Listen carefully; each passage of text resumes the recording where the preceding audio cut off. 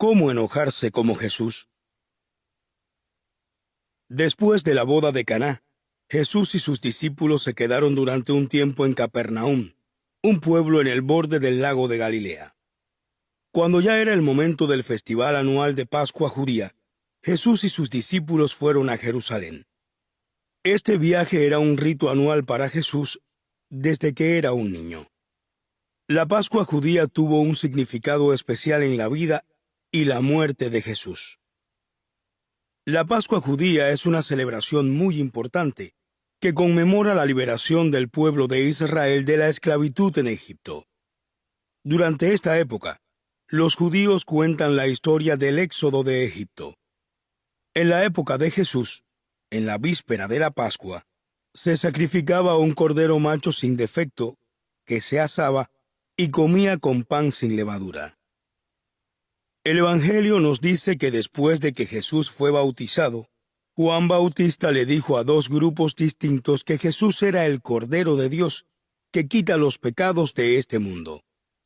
Es decir, Juan consideraba a Jesús como el sacrificio de Dios durante la Pascua judía. Los historiadores también nos cuentan que los pastores en el campo cerca de Belén, los mismos que visitaron al niño Jesús poco después de su nacimiento, eran pastores sacerdotales. Ellos estaban a cargo de cuidar los rebaños de corderos que iban a ser degollados ceremonialmente en el templo de Jerusalén. El simbolismo de estos corderos le recordaba a la gente que sangre inocente tenía que ser derramada para expiar los pecados de la gente. Quizá Jesús tenía esto en mente cuando cruzó las puertas de Jerusalén. La ciudad estaba llena de peregrinos religiosos que habían venido de todo Israel para pasar la Pascua judía acá. Al llegar a los peldaños que ascendían al monte del templo, Jesús y sus discípulos escucharon sonidos extraños e irreverentes, risas, discusiones y risas vulgares. Eran ruidos que pertenecían en un mercado, no en la casa de Dios. Jesús y sus discípulos subieron las escaleras de mármol. Al llegar al patio del templo, Jesús paró y observó la escena impactado. Es el enojo creativo de Jesús el que una y otra vez gana mentes y corazones. Él no responde a la maldad con maldad, pero sí establece límites, como cuando da vuelta a las mesas en el templo. Él está dispuesto a ser crucificado, a elegir el camino del amor, en vez de destruir y dejarse ser destruido por la furia. Y eso es un arte. Stephanie J. Nagley, teóloga. El derecho a estar enojado. El patio estaba lleno de mesas y jaulas. En todas partes, Jesús podía ver hombres acaparando corderos, ganado y palomas. El aire estaba contaminado con el olor de desperdicio animal. La gente discutía y decía obscenidades sobre las tasas de intercambio y obtenía ganancias gigantescas al intercambiar monedas romanas profanas que llevaban la imagen blasfema del César por monedas del templo, la única divisa aceptable para pagar el impuesto del templo. El aumento desmedido de precios era una práctica común, ya que los vendedores y los corredores de divisas tenían el monopolio del comercio en el patio del templo. Caifás, el corrupto sacerdote del templo, estimulaba este ambiente, permitiendo que los vendedores y los corredores de divisas trabajaran en el terreno del templo a cambio de un porcentaje de las ganancias. Los discípulos miraron a Jesús y vieron que estaba furioso. Jamás lo habían visto así. Jesús tomó algunas plantas que habían crecido entre las piedras del templo. Las plantas tenían juncos resistentes y Jesús las tejió hasta formar un látigo. Luego empezó a echar a los animales del templo y a dar vuelta a las mesas de los vendedores y los corredores de divisa. «¡Saquen esos animales de aquí!», le gritó a los vendedores de palomas. «¿Cómo se atreven a convertir la casa de mi padre en un mercado?». No tuvo que repetirlo. Los mercaderes tomaron su dinero y sus cosas y salieron huyendo. Jesús estaba enojado. no fue cruel ni vengativo ni fuera de control. Estaba enojado.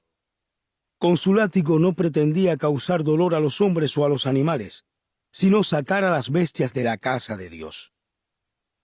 Al ver esto, los discípulos se sintieron consternados y avergonzados. Después del milagro de Caná, estaban convencidos de que estaban siguiendo al Mesías prometido, al que lideraría a Israel a la victoria sobre las fuerzas romanas de ocupación. Pero ahora Jesús estaba desafiando el poder de los sacerdotes y los escribas en el propio templo. Ese no era el comportamiento que los discípulos esperaban del Mesías.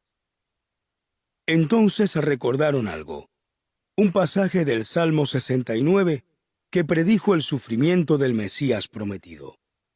Porque me consume el celo de tu casa, los denuestos de los que te vituperan caen sobre mí. Entonces, los discípulos empezaron a entender más claramente que Jesús no iba a llegar a un compromiso con el mal. Al desocupar el templo, Jesús no mostró una ira incontrolable. Demostró justa indignación hacia el mal y la injusticia. Su respuesta fue moderada y controlada. Jesús estaba enojado y tenía derecho a estarlo. Pero él no era el único enojado. Los líderes religiosos que administraban el templo para su propio beneficio estaban furiosos con él. Se acercaron a Jesús y lo confrontaron. Si tienes la autoridad para hacer esto, pruébalo. Muéstranos una señal milagrosa. Jesús les respondió, ¿así que quieren un milagro? Muy bien. Destruyan el templo y yo lo construiré nuevamente en 3 días. Los líderes religiosos estaban asombrados. Lo que este hombre decía no tenía sentido. Demoró 46 años construir este templo. ¿Y tú aseguras que lo puedes levantar en 3 días? ¿Acaso estás loco?, le dijeron. Pero el templo del que hablaba Jesús no estaba hecho de piedra. Él estaba hablando de su propio cuerpo. Los discípulos estaban igual de asombrados que los líderes religiosos. No sabían cómo interpretar las palabras de su maestro, pero no olvidarían sus palabras y entenderían claramente su significado después. Nada provocaba el enojo bendito de Jesucristo tanto como la religión vacía. David Wilkerson, pastor y escritor. Los fariseos montan una trampa. Unos meses después del incidente del templo, hubo otra ocasión en que Jesús se enojó visiblemente. Estaba asistiendo a un servicio de adoración del Sabbat en una sinagoga, donde también había un hombre con una mano deforme. Muchos fariseos estaban presentes, observando todo lo que hacía Jesús. A estas alturas de su ministerio, Jesús se había hecho de algunos poderosos enemigos entre los líderes religiosos, especialmente entre los fariseos. Ellos eran expertos en la ley de Moisés y formaban la fuerza política dominante en Israel. Frecuentemente seguían a Jesús en sus viajes y discutían con él. Muchas veces intentaron sorprenderlo rompiendo una de sus reglas o tradiciones para así poder desacreditarlo. Algunas de las reglas más importantes estaban relacionadas con el Sabbat. El Sabbat, por supuesto, era el día de descanso que Dios estableció para la humanidad. El cuarto mandamiento que Dios le dio a Moisés fue: recuerda el día del Sabbat y manténlo sagrado. Dios le había dado a la humanidad una simple regla sobre el Sabbat, para así asegurarse de que las personas tuvieran un espacio semanal para descansar y reflexionar espiritualmente. Pero en la época de Jesús, los fariseos habían establecido miles de reglas, regulaciones y restricciones que controlaban la vida de la gente. No era suficiente que Dios hubiera dicho que hay que mantener el Sabbat sagrado. Los fariseos creían que se necesitaba una compleja red de leyes para estipular cómo la gente debía mantener el Sabbat sagrado en todas las situaciones imaginables.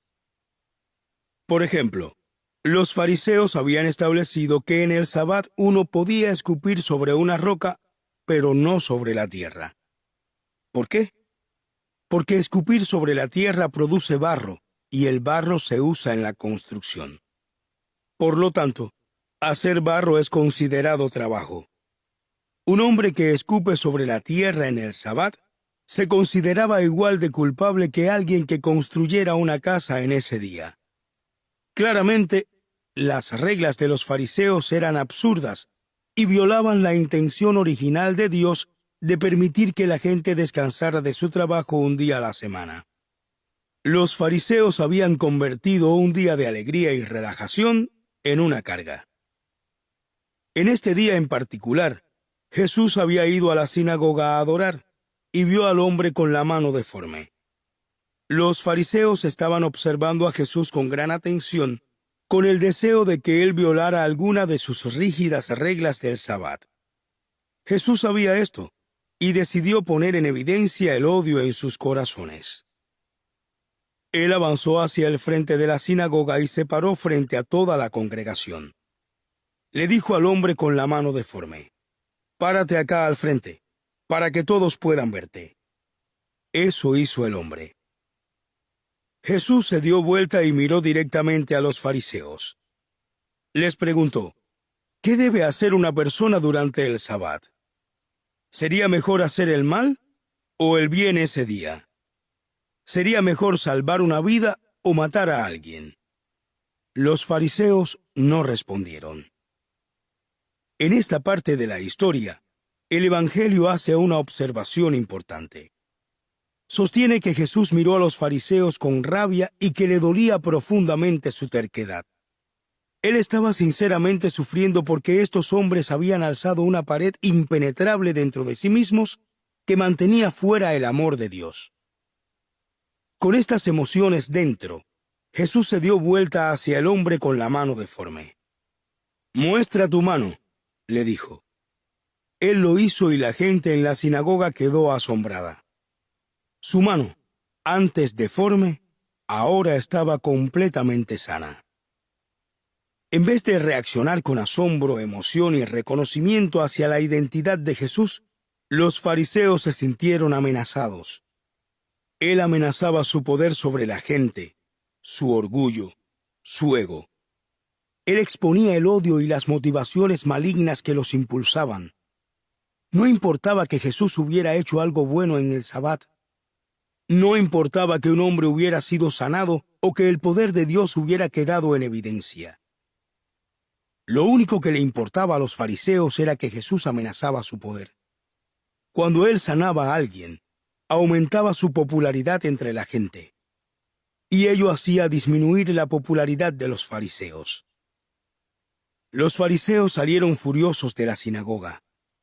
Se fueron a reunir con miembros de una secta política llamada los Herodianos, que seguían al rey Herodes Antipas. Esto era una gran ironía, porque los fariseos y los herodianos se odiaban. Los fariseos eran hombres religiosos estrictos que despreciaban el reinado romano. Los herodianos eran seculares y apoyaban el reinado romano. Pero los fariseos querían que Jesús muriera, y sabían que no podían ejecutarlo sin el poder secular del rey Herodes y de los herodianos. Es importante contrastar la rabia de Jesús con la rabia de los fariseos. Cuando Jesús miraba a los fariseos, su rabia se mezclaba con dolor y tristeza. Jesús sentía compasión por sus enemigos, aun cuando le disgustaran sus acciones y actitudes. En cambio, lo único que los fariseos sentían por Jesús era una furia asesina. Solo Cristo puede liberarnos de la prisión del legalismo si es que estamos dispuestos a ser liberados. Madeleine L'Engle, novelista. ¿Por qué estaba enojado Jesús? Hay un paralelo claro entre estas dos historias de la vida de Jesús. En ambas, la limpieza del templo y la curación de un hombre con la mano deforme, Jesús se enojó y confrontó la corrupción religiosa. En la limpieza del templo, Jesús se enojó porque el templo, La casa de mi padre, como lo llamó él, había sido convertida en un mercado, lleno de hedor de animales y la avaricia de la gente. La adoración a Dios se había convertido en una operación comercial. Hombres malvados se estaban aprovechando de los pobres. El templo de Dios se había convertido en un carnaval de males, blasfemia, sacrilegio, extorsión y corrupción. Después, en la sinagoga, Jesús nuevamente se enfrentó a la corrupción religiosa y se opuso a los hombres que querían transformar el Sabbat, el regalo de Dios, en una intrincada red de reglas rígidas e innecesarias. Los fariseos creían que hacer algo bueno en el Sabbat era un pecado, pero justificaban su odio en el Sabbat. De nuevo, Jesús vio la explotación y la opresión disfrazada en forma de religión, lo que le causó molestia y rabia. Alguna gente considera que la rabia es un pecado, pero no siempre es así. De hecho, hay veces en que está mal no sentirse enojado. Cuando hay injusticia y mal a nuestro alrededor, nosotros deberíamos estar enojados. Cuando hay gente oprimida, explotada y maltratada, o cuando se deshonra el nombre de Dios, nuestra sangre debería arder de enojo. Hay algo mal si somos testigos de maldad y de injusticia y no nos sentimos indignados. Jesús nos demostró cómo es la rabia justa. Es controlada. Está centrada en ayudar, no en destruir a otros. El propósito de la rabia justa es defender a los que no pueden defenderse. Es proteger a otros, no defenderse a uno mismo o a su propio ego. En la historia de Jesús, veremos en muchas ocasiones que Él es atacado, acusado y difamado. Lo veremos golpeado, torturado y crucificado. Pero Él nunca se enoja en su propia defensa. Siempre lo hace en la defensa de otros y en el servicio a Dios. Esta es una rabia muy distinta a la que nosotros sentimos frecuentemente. Nos enojamos cuando nos sentimos ofendidos, cuando nuestros planes se ven frustrados o nuestros derechos son violados.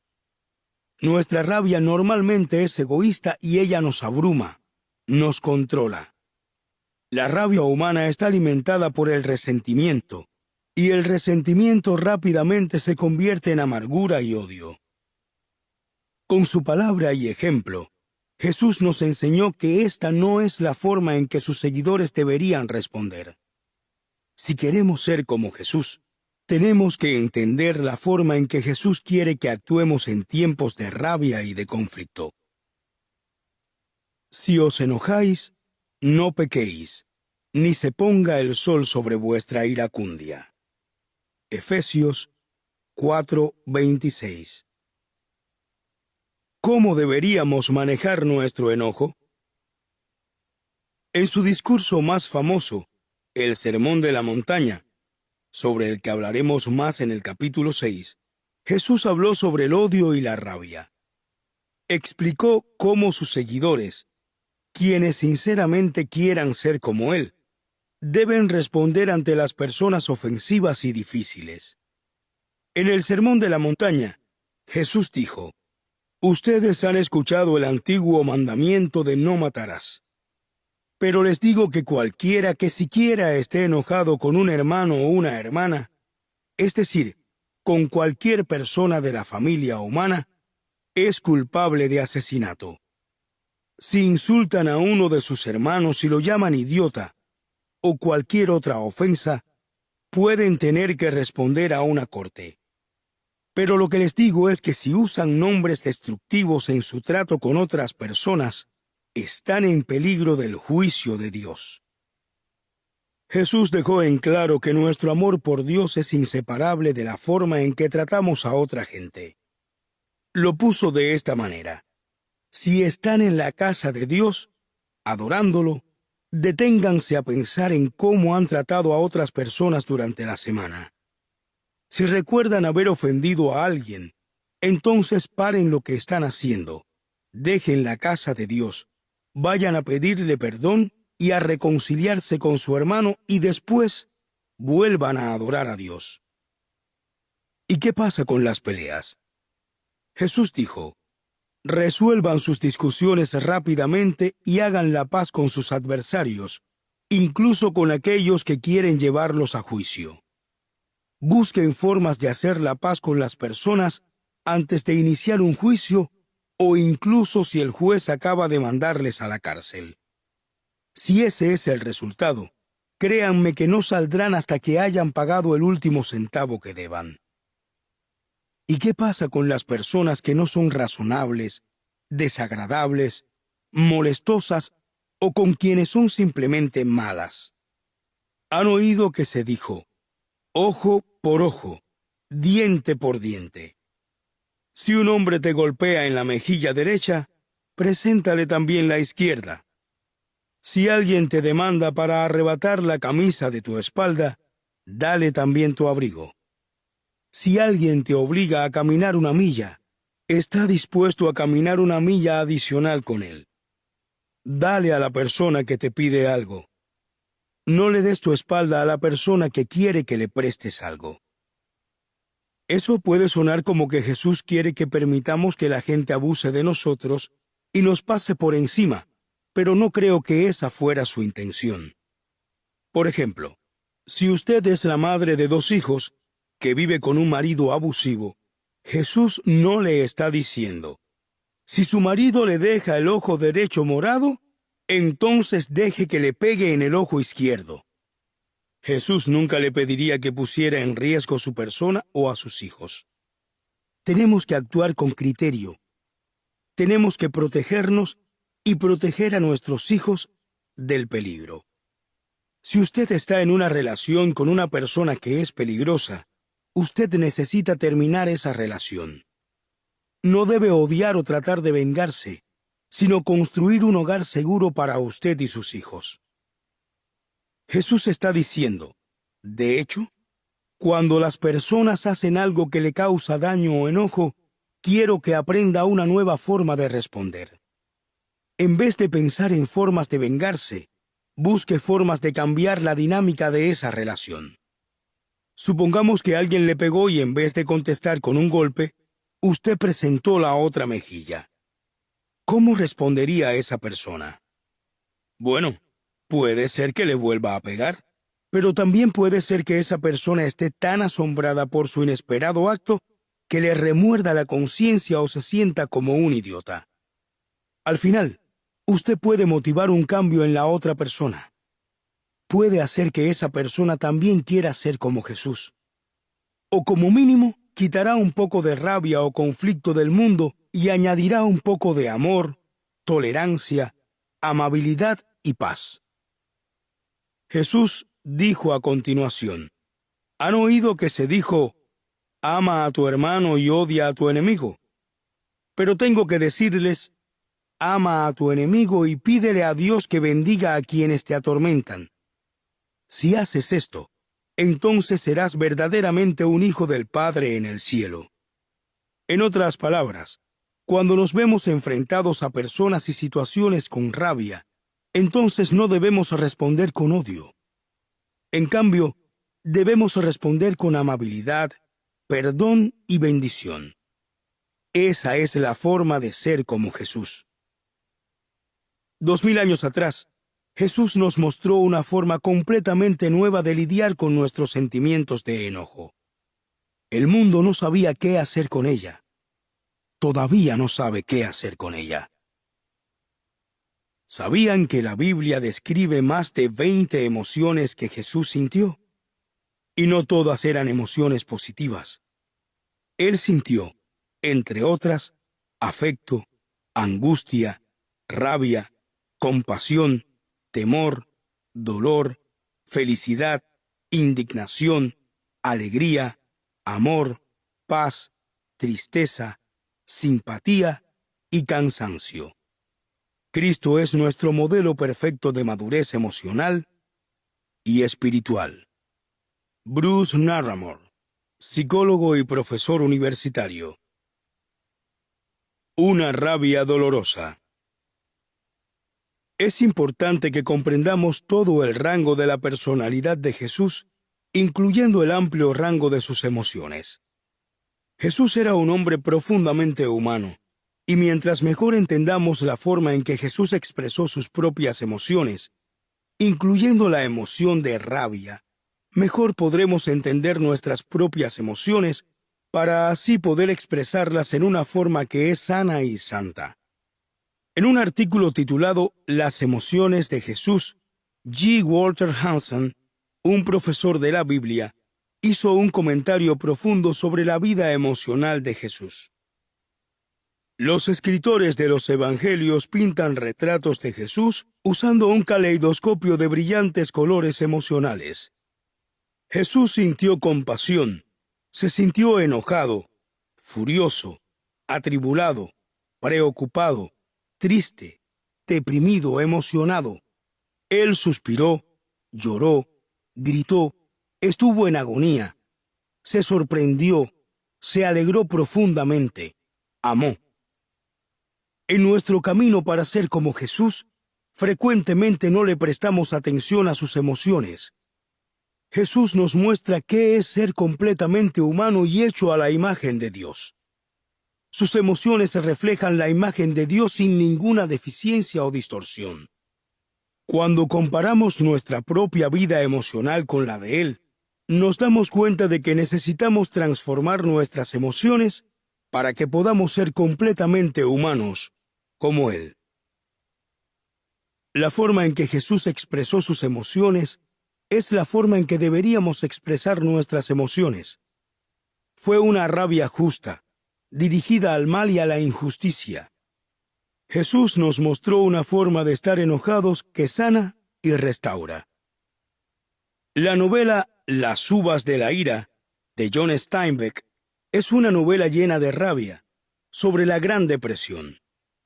Steinbeck se enfrentó por primera vez con los problemas de trabajadores migrantes de California mientras escribió una serie de artículos para periódicos en la década de 1930. Habló con ellos y pudo sentir su miseria y dolor. Esto hizo que se enojara. Él empezó a escribir Las uvas de la ira en junio de 1938 y al mismo tiempo hizo anotaciones en su diario. En él escribió comentarios sobre su progreso en el libro y sobre sus altos y bajos emocionales, incluyendo su rabia. Él estaba decidido a escribir el libro rápidamente para que todo el mundo supiera sobre las cosas terribles que él había visto en esos campos. Cuando sus energías escaseaban, él se acordaba de la miseria en el rostro de los trabajadores y en las historias de terror que ellos le habían contado. De inmediato, su rabia surgía nuevamente y lo revitalizaba. En octubre de 1938, apenas 5 meses después de que había comenzado, el libro de Steinbeck estaba terminado. Esta obra se vio alimentada por la justa rabia de Steinbeck contra la injusticia. Las uvas de la ira fue la obra maestra de Steinbeck y por la que recibió el premio Pulitzer en 1940. También fue un catalizador que ayudó a traer cambios y justicia a la vida de muchos trabajadores migrantes y a sus familias. Así es la rabia de Jesús, y así es como debería ser nuestra rabia. No debemos pecar en nuestra rabia. Si debemos estar enojados y sentir rabia, entonces esa rabia debe ser triste, una rabia que ama incluso a las personas injustas, al mismo tiempo que odiamos su injusticia. Aprovechemos la oportunidad de convertir cada experiencia de conflicto y rabia en otra oportunidad de ser más como Jesús.